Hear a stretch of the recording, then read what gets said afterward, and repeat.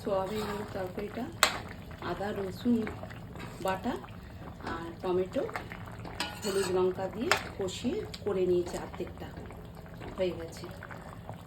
এবারে দেবো ওই পেঁয়াজ ভেজে রেখেছি, এই পেঁয়াজ ভাজা একটু করে দিয়ে দেবো।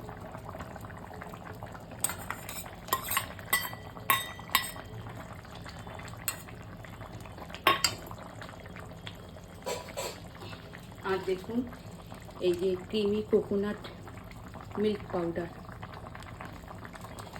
এটাকে নিয়ে জলে গুঁড়ে রেখেছি, একদম ক্রিম করে রেখেছি। এই দেখুন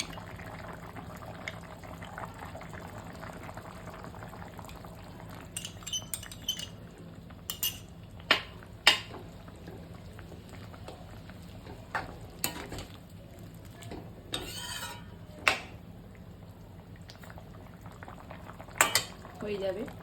আর ওপর থেকে রোস্টেড গরম মশলা গুঁড়ো,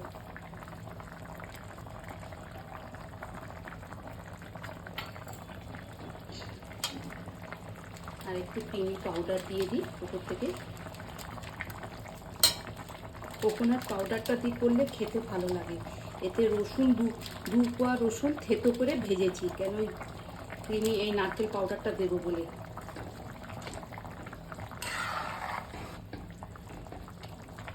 রংটাই পাল্টে গেল দেখুন।